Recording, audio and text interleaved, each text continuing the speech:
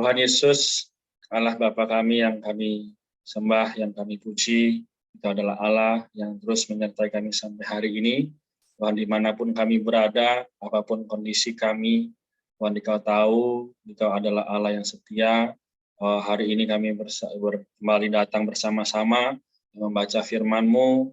Biarlah dari Matius pasal 14 ini kembali disadarkan mengenai bagaimana kami perlunya bersandar kepadamu. Tuhan, terima kasih malam hari ini kami sama-sama sehati berdoa dan mengucap syukur atas firman yang tersedia bagi kami juga kesempatan ini. Nama-Mu yang kudus, agung dan mulia kami berdoa. Amin. Oke, kita baca terlebih dulu ya. Tadi kita juga sudah saling kenalan. Kita baca, kalau yang ada subjudul seperti ini, kita boleh baca bersama-sama, lalu ayatnya kita baca bergantian, satu orang satu ayat. Oke, 1, 2, 3. Penolakan oleh penguasa. Kita mulai, ayat 1. Pada masa itu sampailah berita-berita tentang Yesus kepada Herodes, raja wilayah. Lalu ia berkata kepada pegawai-pegawainya, inilah Yohanes Pembaptis. Dia sudah bangkit dari antara orang mati dan itulah sebabnya kuasa-kuasa itu bekerja di dalamnya. Sebab memang Herodes telah menyuruh menangkap Yohanes, membelenggunya dan memenjarakannya, berhubung dengan peristiwa Herodias, istri Filipus saudaranya. Karena Yohanes pernah menegurnya, katanya, tidak halal engkau mengambil Herodias. Herodes ingin membunuhnya, tetapi ia takut akan orang banyak yang memandang Yohanes sebagai nabi. Tetapi pada hari ulang tahun Herodes, menarilah anak perempuan Herodias di tengah-tengah mereka dan menyukakan hati Herodes. Ayat 7, sehingga Herodes bersumpah akan memberikan kepadanya apa saja yang Ayat 8, maka setelah dihasut oleh ibunya, anak perempuan itu berkata, berikanlah aku di sini kepala Yohanes Pembaptis di atas sebuah piring. Lalu sedihlah hati raja, tetapi karena sumpahnya dan karena tamu-tamunya diperintahkannya juga untuk memberikannya. Disuruhnya memenggal kepala Yohanes di penjara. Dan kepala Yohanes itu pun dibawa orang di sebuah piring besar, lalu diberikan kepada gadis itu dan dia membawanya kepada ibunya. Kemudian datanglah murid-murid Yohanes Pembaptis, mengambil mayatnya dan menguburkannya. Lalu pergilah mereka memberitahukannya kepada Yesus. Setelah Yesus mendengar berita itu, menyingkirlah ia dari situ dan hendak mengasingkan diri dengan perahu ke tempat yang sunyi. Tetapi orang banyak mendengarnya dan mengikuti dia dengan mengambil jalan darat dari kota-kota mereka. 3, mukjizat memberi makan 5.000 orang. Memberi makan 5.000 orang. Ayat 14, ketika Yesus mendarat, ia melihat orang banyak yang besar jumlahnya. Maka tergeraklah hatinya oleh belas kasihan kepada mereka dan ia menyembuhkan mereka. Ayat 15, menjelang malam, murid-muridnya datang kepadanya dan berkata, tempat ini sunyi dan hari sudah mulai malam. Suruhlah orang banyak itu pergi supaya mereka dapat membeli makanan di desa-desa. Tetapi Yesus berkata kepada mereka, tidak perlu mereka pergi, kami harus memberi mereka makan. Jawab mereka, yang ada pada kami di sini hanya 5 roti dan 2 ikan. Yesus berkata, bawalah kemari kepadaku. Lalu disuruhnya orang banyak itu duduk di rumput. Dan setelah diambilnya 5 roti dan 2 ikan itu, Yesus menengadah ke langit dan mengucap berkat. Lalu memecah-mecahkan roti itu dan memberikannya kepada murid-muridnya. Lalu murid-muridnya membagi-bagikannya kepada orang banyak. Dan mereka semuanya makan sampai kenyang. Kemudian orang mengumpulkan potongan-potongan roti yang sisa 12 bakul penuh. Ayat 21, yang ikut makan kira-kira 5.000 laki-laki, tidak termasuk perempuan dan anak-anak. 4. Mujizat berjalan di laut. Berjalan di laut. 22, sesudah itu Yesus segera mendesak murid-muridnya naik ke perahu dan mendahulinya ke seberang. Sementara itu ia menyuruh orang banyak pulang. Dan setelah orang banyak itu disuruhnya pulang, Yesus naik ke atas bukit untuk berdoa seorang diri. Ketika hari sudah malam, ia sendirian di situ. Perahu murid-muridnya sudah beberapa mil jauhnya dari pantai dan diombang-ambingkan gelombang karena angin sakal.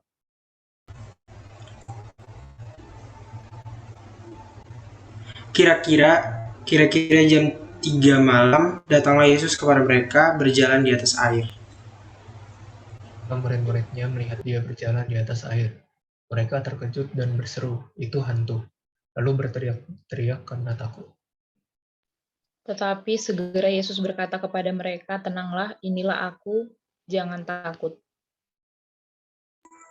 Ayat 28, lalu Petrus berseru dan menjawab dia, "Tuhan, apabila engkau itu, suruhlah aku datang kepadamu berjalan di atas air."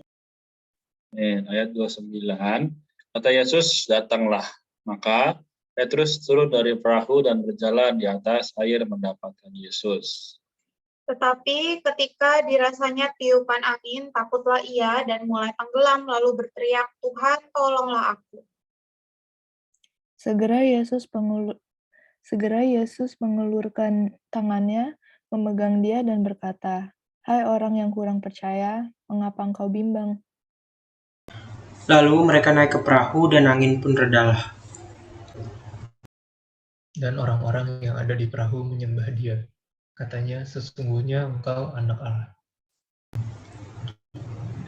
Hanya Tuhan dengan Baik juga. Raja. Setibanya di seberang, mereka mendarat di Genesaret.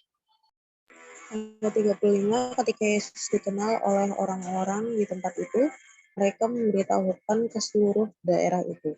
Maka semua orang yang sakit dibawa kepadanya. Oke, kita baca kalau bisa yang open mic silahkan. Kita baca terakhir ayat 36 sama-sama ya.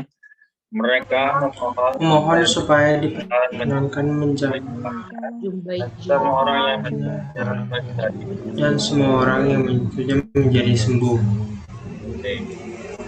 Di malam ini pembacaan kita sampai di sini ya.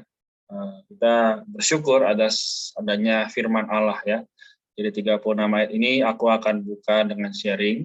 Dan nanti teman-teman jika ada yang mau bertanya atau sharing juga dipersilahkan ya. Oke. Jadi dari ayat 1 kita sudah melihat ya bahwa di sini ada satu kata yang baik ya. Pada masa itu sampailah berita-berita tentang Yesus. Wow. Jadi berita-berita tentang Injil ya, tentang bagaimana Tuhan menyelamatkan, Tuhan menyembuhkan, itu sudah tersebar dari zaman dahulu ya. Jadi hari ini ya kita sebagai orang yang telah percaya, dimanapun kita, apapun latar belakang kita bersyukur bahwa Tuhan itu ada dan firman-Nya kekal selamanya ya. Kita lihat dari sedikit demi sedikit ya. Jadi maju ke ayat berikutnya, dikatakan di sini mengenai penangkapan Yohanes ya, pemenggalan kepala Yohanes. Jadi sekali lagi ini adalah satu perkara yang membuat kita juga perlu tahu bahwa ketika ada orang yang sungguh-sungguh ikut Tuhan, pasti ya kita juga tahu bahwa di dalam penghidupan kita ada masalah apapun, ada cobaan apapun ya yang terjadi.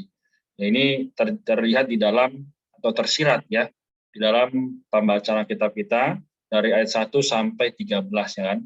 Jadi ketika itu Yohanes dia tahu bahwa dia adalah orang yang melayani Tuhan, tapi ternyata hidupnya berakhir dengan yang kita katakan tragis ya, kepalanya dipenggal. Nah, jadi ini kalau kita lihat sekali lagi adalah latar belakang dari bagaimana hari ini kita bisa lihat orang Kristen, yaitu orang yang percaya pada Tuhan, perlu dengan rela mempersembahkan dirinya kepada Tuhan. Yohanes nggak mundur. Jadi saat itu Rasul Yohanes terus memberitakan Injil, memberitakan firman Tuhan, bahkan dia apa? dikatakan tadi ya, kita lihat di sini, dia menegur orang. Katanya apa? Tidak halal engkau mengambil Herodias, ya kan? Karena apa? Di sini adalah istri Filipus ya. Kita tahu bahwa saudaranya. Jadi nggak boleh menikah dengan saudara itu. Nah, Yohanes memberitahu ini, namun sekali lagi ternyata banyak orang yang nggak suka.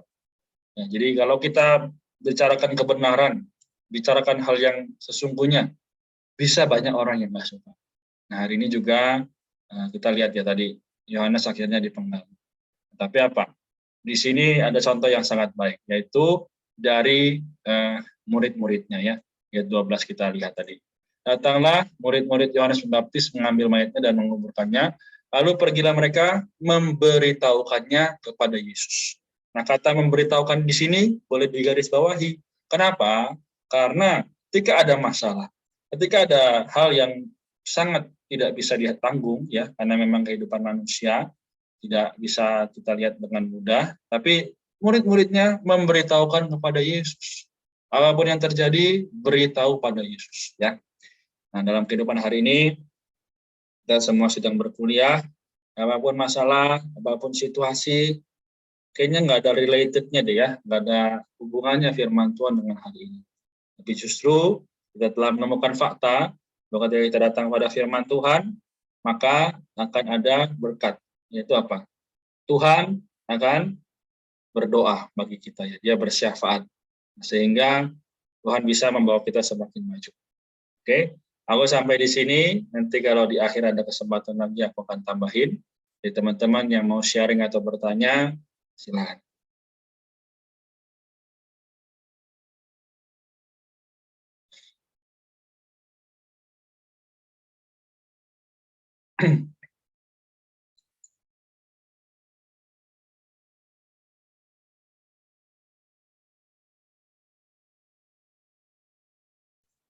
Ada dari Sel, Eva, Herlin, Ivan atau Natasha yang mau bertanya atau bersaksi sharing mengenai didapatkan malam ini.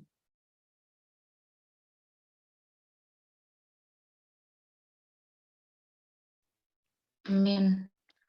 Melalui renungan malam ini, aku menikmati saat Tuhan Yesus memberi makan 5.000 orang. Sebelum memberi makan 5.000 orang kan di situ Yohanes dipenggal gitu kepalanya dan diberitahukan kepada Yesus kabar tentang kematiannya. Kalau kita ketahui bahwa Yesus dan Yohanes itu adalah bisa dibilang kerabat dekat gitu.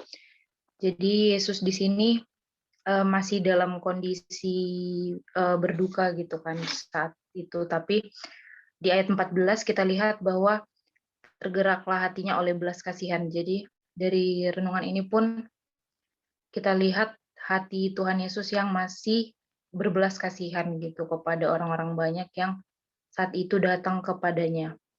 Dan di perikop itu juga kita murid-muridnya malah menyuruh orang banyak itu pergi supaya mereka dapat membeli makanan di desa-desa. Tapi Yesus berkata kepada murid-muridnya, kamu harus memberi mereka makan. Dari sini juga aku belajar bahwa Tuhan mau supaya kita orang-orang percaya gitu. Kayak murid-murid di sini disuruh untuk memberi mereka makan. Dan murid-murid di sini melayani orang-orang yang 5.000 orang pada saat itu.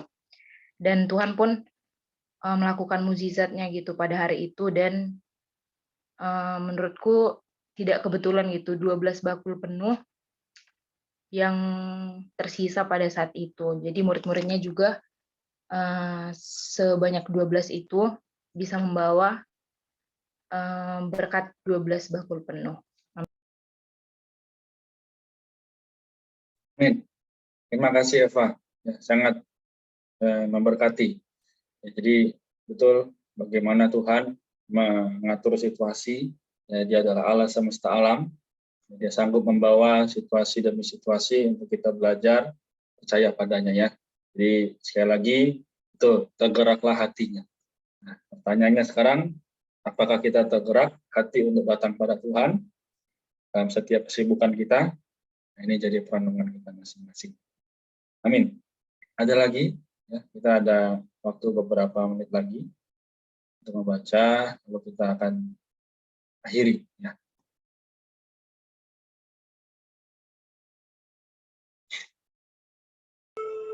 Aku di ayat 30 sama 31.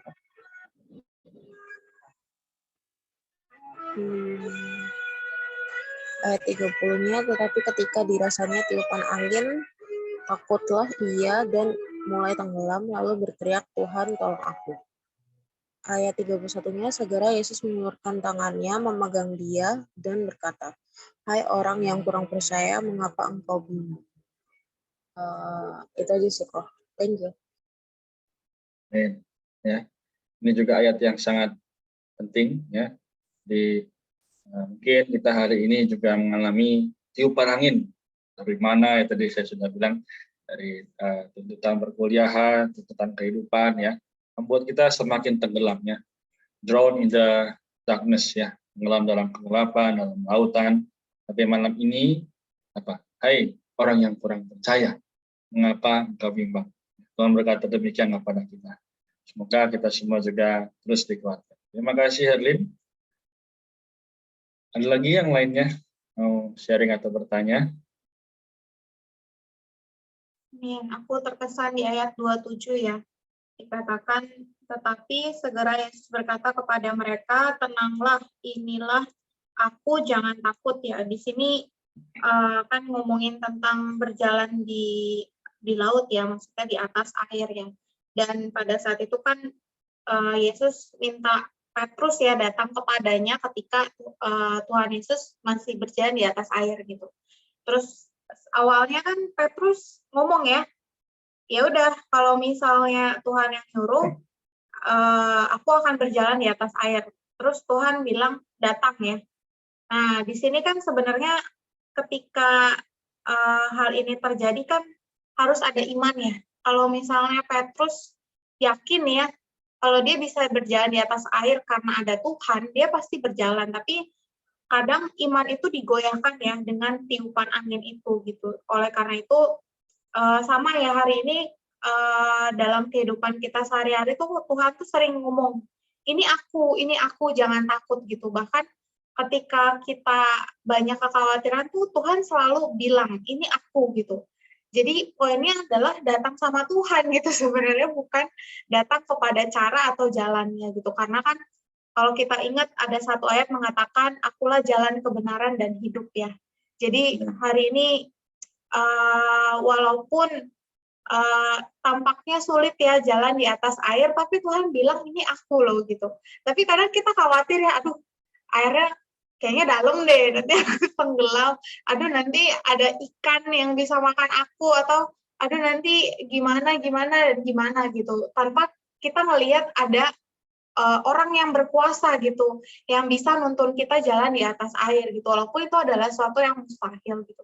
Tapi kan kita percaya bahwa tidak ada yang mustahil bagi Tuhan ya. Jadi hari ini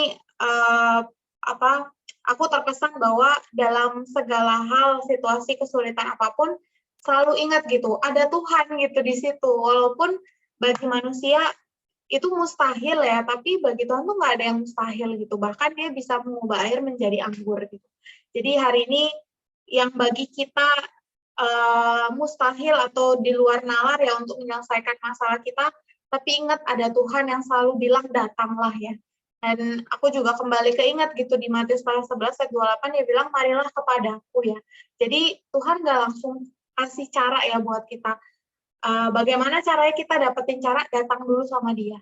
Ya, karena ketika kita datang sama dia, kita baru tahu caranya itu adalah Tuhan, jalannya itu adalah Tuhan itu. Jadi dalam segala situasi kita perlu kembali datang kepada Tuhan gitu. Dan dia bilang tenanglah ya. Kadang kita nggak tenang ya, pengen cari cara supaya lepas dari masalah gitu. Tapi ya ketika ada Tuhan, walaupun masalahnya masih ada gitu, tapi at least hati kita ada satu ketenangan, ada satu damai sejahtera gitu. Jadi ya buat teman-teman yang merasa lagi kesulitan ya, nggak tahu ya kesulitan orang beda-beda, Tuhan tetap bilang gitu sama kita, tenanglah, Inilah aku dan jangan takut. Amin. Amin. Thank you, Kak Maria. Oke.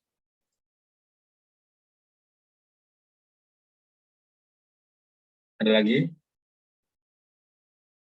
dari yang lain? Oke. Aku rasa cukup ya. Jadi malam ini kita ada beberapa poin ya. Ada pertama yaitu bagaimana Yesus menginginkan atau menghibur hati para murid daripada Yohanes ya. Lalu yang berikutnya Yesus juga memberi makan 5.000 orang. Lalu dia juga menyelamatkan Petrus yang sedang bimbang ya, tidak percaya. Dan yang terakhir adalah dia menyembuhkan perempuan ya yang sakit ya. Jadi bukan hanya perempuan tapi juga laki-laki semua disembuhkan. Ya, sehingga di ayat 36 dibilang mereka memohon supaya diperkenankan menjamah jubahnya dan semua orang yang menyentuhnya menjadi sembuh. Tapi sekali lagi bukan karena wah mujizat, tapi mujizatnya adalah Yesus itu sendiri. Ya. Jadi sekali lagi aku cuma mau tekanin lagi dari kitab Matius ini, inti atau pokoknya adalah ini ya, Injil Kerajaan membuktikan bahwa Yesus Kristus adalah Raja Penyelamat. Jadi hari ini dia adalah Raja kita, dia juga adalah penyelamat bagi kita. Ya. Jadi malam ini semoga Ansel, Erlin, Eva, Ivan, Natasha, aku juga Kak Maria, dan teman-teman yang belum bisa bergabung, kita semua bisa menjadi sembuh dalam perkara apapun ya. Semoga Tuhan memberkati dan merahmati kita semua.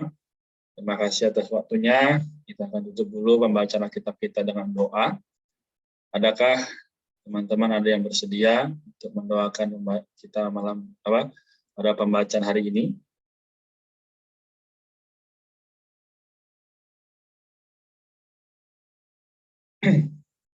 Oke, kalau belum ada, kita doa sama-sama ya. Aku akan mewakilkan. Mari kita satu hati kita berdoa. Tuhan Yesus, Tuhan kami yang kami sungguh sembah, kami berterima kasih atas setiap karunia, baik itu keselamatan, kesembuhan yang sudah kami baca pada hari ini, ialah juga menjadi kekuatan kami untuk menjalani hari-hari ke depan, bahkan sampai akhir tahun nanti. Tuhan kami berdoa supaya malam hari ini, dimanapun kami berada, ada Ivan, ada Axel, Herlin, Eva, juga Natasha, juga diriku dan Kak Maria, dan teman-teman yang belum bisa hadir.